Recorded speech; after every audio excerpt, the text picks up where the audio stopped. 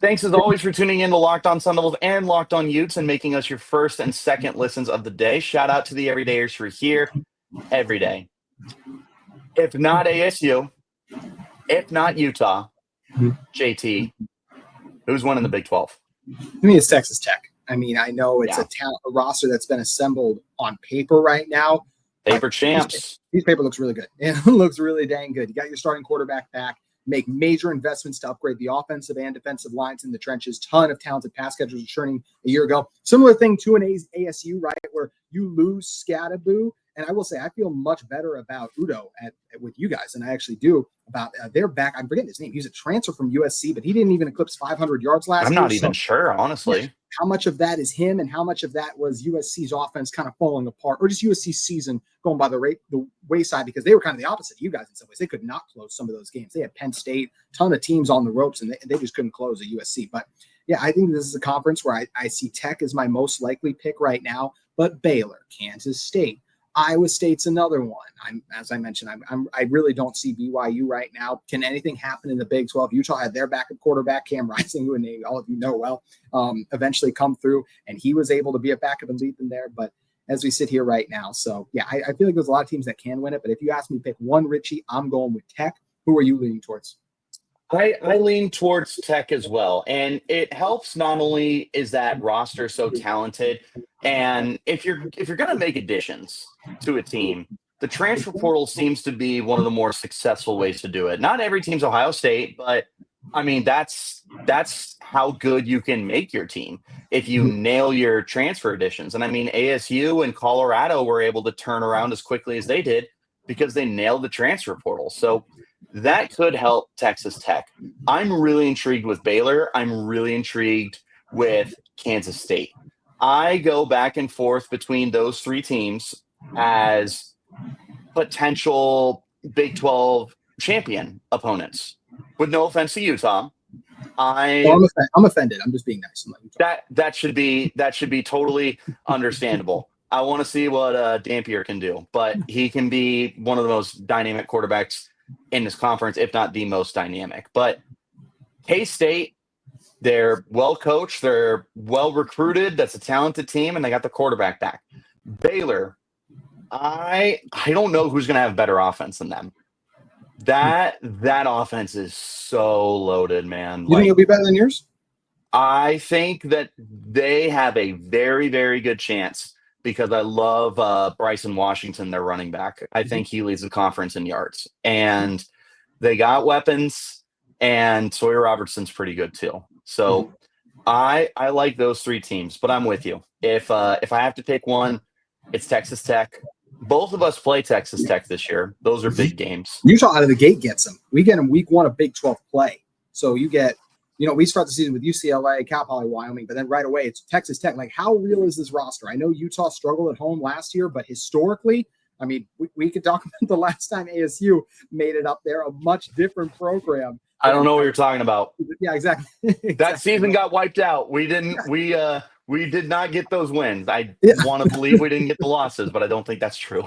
Yeah, but before last year, only Oregon for like a few years stretch, and that was a top 10 Oregon team a couple years ago, was the only team to win at Utah before things got as bad as they did offensively. And I feel like Utah is going to get back to being a very difficult place to win at home. Now, the fact that ASU and Tech both come there, it's going to be hard to keep that home winning streak intact, but Utah has said and done that before against really high caliber teams too. So I think this Utah team is going to be a really good test for Texas Tech week one. And if that game is a blowout, it's not a great sign for either of those teams. But if that game is a high level game, very competitive, I think it very well even could have the chance to be a championship game preview, or at the very least, two of the top four teams in the conference. Right. And I think that's another thing that's going to be beautiful about this conference is I, again, just like last year, anticipate that whoever's going to go to the championship game, it's going to come down to week 13, week 14, whatever it is, to find out how the tiebreakers end up going. ASU also, right out the gate, heck of a Big 12 game. We go to Waco to play Baylor. So we're both going to be tested right out the gate. What is... Shout out the Big 12, by the way. Week 4, a lot of times the college football season can be a little strange because the SEC will do like a big non-conference matchup Right. week 1 or week 2. So then by the time you get to that, they're playing one of their joke games. So that could be a real moment for the Big 12 if you have 2 of the top games that weekend. And I honestly think they do. That might be the top 4 teams in the Big 12 that are playing each other first week of conference play, man. So that's exciting stuff. And then I don't know what K-State's doing. I guess we'll wait and see. But besides ASU going to Utah, I like to think that's one of your toughest games, at least. Absolutely. What do you see as like the toughest game? Because ASU's got some really tough road games this year. They have Texas Tech at home. And that to me is potentially the season-defining game for you because you lost to them last year in your first ever Big 12 game. And now you're bringing them to Arizona State, to Tempe. Here's your chance for redemption to get that win, but also to have a huge win in conference play. I think that's probably the toughest game for ASU. That's not Utah, but I mean, what do you think? There's a lot to pick from. If you're Utah, you get Tech at home, Arizona State at home. But just because of what I mentioned, because those games are at home, even though I think Tech and Arizona State are better than the team about to name, I just think it's so challenging to win on the road in college football, which is one of the things that made what Arizona State did so impressive so last year. And you see every title contender, you have to squeak out one score. Well, just in general, if you want to beat some of the best teams, you got to squeak out some one-score games. But you guys were able to do it on the road in some tough environments too. And for me, I'm looking at Utah, even though they beat them 2 years in a row. I go back and forth between you get Baylor and Kansas. Utah actually gets Kansas State at well at home. So you get ASU, Texas Tech, and Kansas State all coming to Salt Lake City. That is Lottie Uncle Tom Daw. Yeah. That is massive. And as I mentioned, like you go to BYU. So that's tough, but it's just such a mess with the quarterback situation right now. I don't feel like that game will be as tough, even though it's going to be a rivalry game. Incredibly Throw close. the record book out. Let's throw the record book out. Always. Sometimes that doesn't always happen. Ask U of A, but sometimes, man, you throw that record book out. No, you're absolutely right. But I got to go Baylor. I think right now, Baylor, I look at that one. That'll be November 15th. Now, Utah will have a bye right before that game, so that helps. But are you in Waco?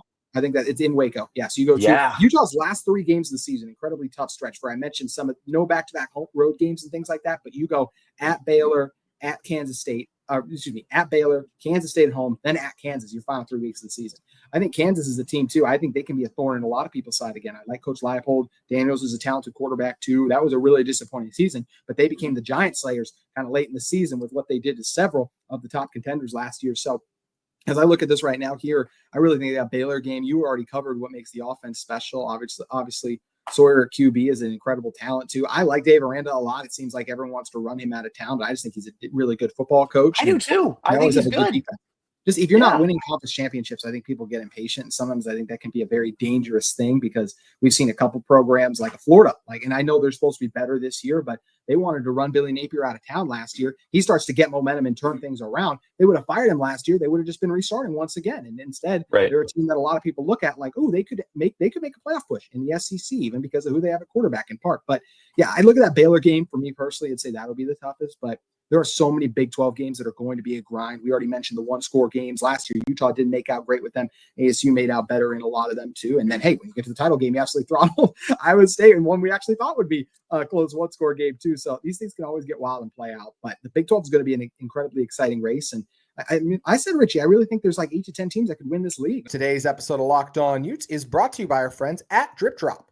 If you're trying to stay on top of your routine, whether that's working out, long days on campus, or staying focused through back-to-back classes, hydration is where it all starts, and that's where Drip Drop comes in. Drip Drop is doctor-developed and scientifically proven for fast hydration.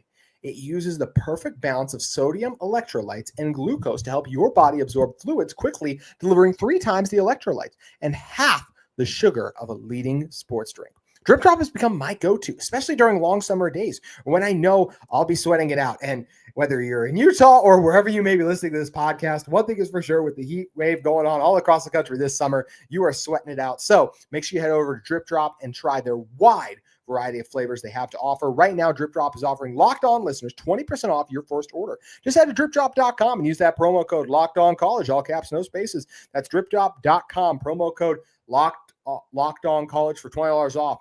Stock up now before this heat hits hard, or should we say continues to hit hard. Make sure you head over and try Drip Drop today.